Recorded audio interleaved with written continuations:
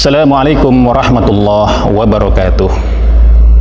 Alhamdulillahi rabbil alamin wa bihi nasta'inu ala umuri dunya waddin. Assalatu wassalamu ala asrafil anbiya wal mursalin wa ala alihi wa ashabi ajmain wa man sara ala nahjihi ila yaumiddin. Amma ba'du. Saudara-saudaraku sekalian, kaum muslimin yang dimuliakan Allah, Allah memberikan kepada kita ujian, ada dua jenis macamnya. Ujian yang pertama adalah yang dinamakan dengan ujian takdir atau al-imtihan al-qadari. Dan ujian yang kedua adalah ujian syariah atau al-imtihan asy-syar'i. Adapun ujian takdir atau al-imtihan al-qadari adalah ujian yang Allah berikan kepada kita berupa hal-hal yang telah Allah takdirkan kepada kita, entah itu berupa sakit, berupa kesusahan, kehilangan harta benda yang kita cintai, kematian orang-orang yang kita kasihi, dan lain sebagainya. Dan dalam menghadapi ujian takdir itu, tidak ada pilihan bagi kita kecuali kita harus menghadapi ujian tersebut dengan penuh kesabaran.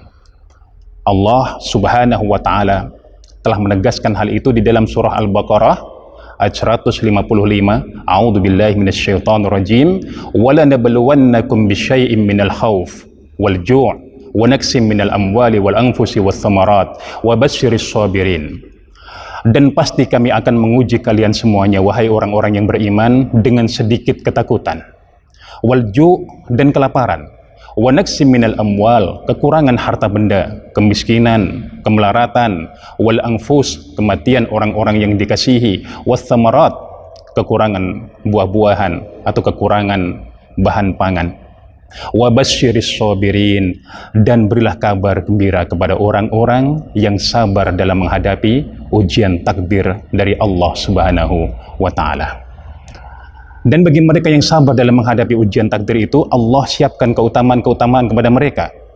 Di antara keutamaan itu adalah bahwa ujian yang Allah timpakan kepada hamba-hambanya yang beriman itu merupakan sarana dan mekanisme dari Allah untuk menghapus dosa-dosa. Rasulullah SAW menegaskan hal ini dalam hadis yang diriwayatkan oleh Imam Muslim.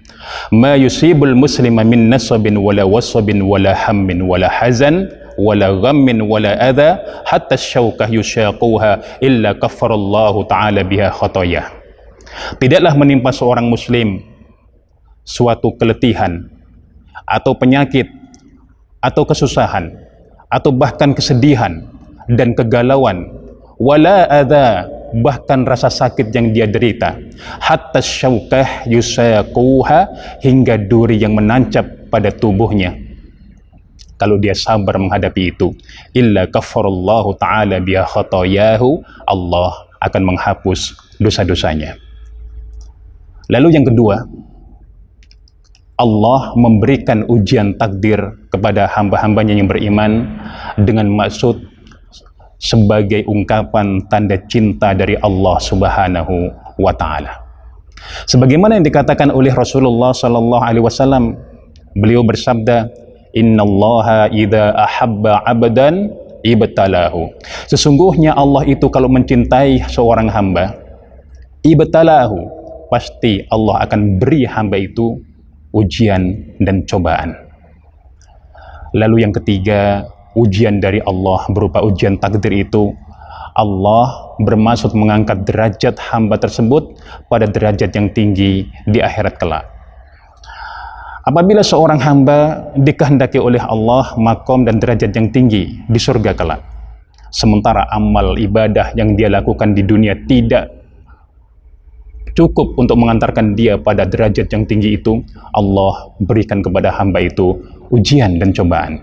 Kalau dia bersabar dengan ujian yang dia terima, Allah akan tempatkan dia pada derajat yang tinggi di akhirat kelak. Yang demikian ditegaskan oleh Rasulullah SAW dalam hadis beliau, idza sabaqat lil 'abdi minallahi manzilatun lam yablughuha bi'amalihi, apabila seorang hamba mendapatkan derajat yang tinggi di sisi Allah Azza wa Jalla, namun amalnya tidak mampu mengantarkan dia pada derajat yang tinggi itu, maka agar sampai dia kepada derajat yang tinggi itu, ibtalahullahu fi jasadih, Allah akan menimpakan ujian pada jasadnya. Diberinya dia sakit, diberinya dia sesuatu yang membuat dia menderita, au fi malihi, atau ujian yang menimpa hartanya, au fi waladihi, atau ujian yang menimpa anaknya. Summa sabbarahu, kemudian dia bersabar. Kemudian Allah tanamkan pada orang tersebut, pada hamba tersebut, kesabaran. Dan dengan kesabaran yang dia alami itulah, yang dia lakukan itulah, hatta yublighahul manzilatal ladzi sabaqat lahu minhu, maka akan mengantarkan dia pada derajat yang tinggi yang dikehendaki oleh Allah Subhanahu wa Ta'ala. Nah, dalam menghadapi ujian takdir semacam itu, kita hanya punya satu pilihan: menghadapi, dan harus menghadapi. Cuma di sini Allah menguji kita, apakah kita termasuk hamba-hamba Allah yang sabar, ataukah hamba-hamba Allah yang berkeluh kesah. Lalu ujian yang kedua, yaitu ujian syar'i atau ujian syariah, yaitu ujian dari Allah berupa larangan-larangan dan perintah-perintah, seperti perintah untuk mengerjakan sholat 5 waktu, perintah untuk mengerjakan puasa Ramadan di bulan Ramadan sebulan penuh, perintah untuk menunaikan ibadah haji bagi yang telah mampu untuk melaksanakan ibadah haji, perintah untuk bersedekah bagi yang mempunyai keluasan harta, ya. Dan juga larangan dari berbuat zina, larangan minum khamr, larangan ghibah, larangan ini, larangan itu, dan lain sebagainya. Ini semuanya merupakan ujian jenis yang kedua, yaitu ujian syariah. Dan dalam ujian syariah atau imtihan syar'i ini, kita diberi pilihan dua oleh Allah, imma syakira wa imma kafur. Bolehlah kita jadi hamba yang bersyukur, dan oleh Allah kita juga diberi kesempatan, diberi pilihan untuk menjadi hamba yang kufur. Masing-masing mempunyai konsekuensi di akhirat kelak. Apakah kita termasuk hamba-hamba Allah yang taat, ataukah hamba-hamba Allah yang maksiat? Nah, disinilah kita diuji oleh Allah dengan ujian syariah atau imtihan syar'i. Bagi hamba-hamba Allah yang taat kepada Allah, Allah janjikan keutamaan dan kemenangan yang besar. Allah berfirman dalam surah An-Nisa ayat 13. A'udzubillahi minasyaitonirrajim. Tilka hududullah. Itu adalah batasan-batasan Allah. Wa may yuti'illaha wa rasulahu, dan barang siapa yang taat kepada Allah dan Rasulnya, yudkhilhu jannatin tajri min tahtihal anhar khalidina fiha wa dzalikal fawzul azim. Barang siapa yang mentaati Allah dan mentaati Rasulnya, maka Allah akan memasukkan dia ke dalam surga yang mengalir di bawah surga itu sungai-sungai, dan dia kekal di dalam surga itu.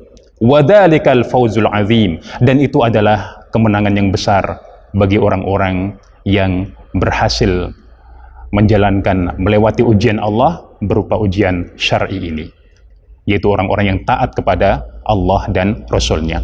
Namun bagi mereka yang memilih maksiat kepada Allah, durhaka kepada Allah dan Rasulnya, Allah memberikan ancaman yang tegas dan keras. Wa may ya'sillaha wa rasulahu, barang siapa yang bermaksiat kepada Allah dan Rasulnya, wa yata'adda hududahu, dan dia melanggar batasan-batasan Allah, yudkhilhu naran khalidan fiha, maka Allah akan memasukkan dia ke dalam neraka, kekal di dalamnya selama-lamanya. Walahu adzabun muhin, dan baginya azab yang menghinakan. Saudara-saudaraku sekalian, kaum muslimin dimanapun Anda berada, maka saat ini kita diuji oleh Allah dengan dua macam ujian itu. Ujian yang pertama yaitu ujian takdir, di mana kita semuanya sekarang ini diuji oleh Allah dengan ketakutan-ketakutan yang ada di dalam hati kita dengan adanya pandemi virus corona atau COVID-19 ini. Kita tidak leluasa kita menjalankan ibadah sholat berjamaah di masjid. Tidak bisa kita berjamaah sholat tarawih di masjid. Kita senantiasa diliputi ketakutan keluar rumah, dan ini adalah bentuk ujian yang pertama, yaitu ujian takdir. Kalau kita bersabar, ada keutamaan besar di balik ujian yang Allah timpakan kepada kita ini. Dan sekarang kita juga diuji oleh Allah dengan ujian yang kedua, yaitu imtihan asy-syar'i, ujian agama, ujian syariah. Apakah itu? Yaitu Allah menguji kita dengan kewajiban untuk menunaikan puasa Ramadan Ya ayyuhalladzina amanu, wahai orang-orang yang beriman, kutiba alaikumussyam, telah diwajibkan bagi kalian semuanya berpuasa, kama kutiba alal ladzina min qablikum, sebagaimana telah diwajibkan atas orang-orang sebelum kalian, la'allakum tattaqun, agar kalian menjadi orang-orang yang bertakwa. Dan itu pun merupakan bentuk ujian dari Allah, yaitu ujian syariah. Oleh karena itu, marilah kita memohon kepada Allah Subhanahu wa taala agar kita diberi ketaatan, diberi taufik dan inayah untuk menjalankan ketaatan yang agung ini. Maka Allah mengajarkan kita sebuah doa. Maka Rasulullah Shallallahu Alaihi Wasallam mengajarkan kepada kita sebuah doa. Doa itu, Allahumma a'inni ala dzikrika wa syukrika wa husni ibadatik. Ya Allah, berilah aku pertolongan untuk senantiasa berzikir kepadamu, ya Allah. Ya Allah, berilah aku pertolongan untuk senantiasa bersyukur kepada nikmat-Mu, ya Allah. Ya Allah, berilah aku pertolongan untuk senantiasa beribadah dengan sebaik-baiknya kepadamu, ya Allah. Ini dalam rangka agar kita bisa menyelesaikan dengan baik ujian Allah dalam bentuk yang kedua tadi, yaitu ujian syariah atau al-imtihan asy-syar'i. Mudah-mudahan Allah senantiasa memberikan taufik dan hidayahnya kepada kita semuanya dan menolong kita untuk melaksanakan ketaatan-ketaatan yang agung ini, yaitu ibadah di bulan suci Ramadan dengan serangkaian amal ibadah di dalamnya. Dan mudah-mudahan pula Allah senantiasa menolong kita dan memberikan perlindungan kepada kita dari keburukan-keburukan takdir yang saat ini, keburukan-keburukan ujian takdir, yaitu virus corona atau COVID-19 yang saat ini sedang kita hadapi. Demikianlah yang bisa kami sampaikan. Hadanallahu wa iyyakum ajmain. Subhanakallahumma bihamdika asyhadu an la ilaha illa anta astaghfiruka wa atubu ilaih. Assalamualaikum warahmatullahi wabarakatuh.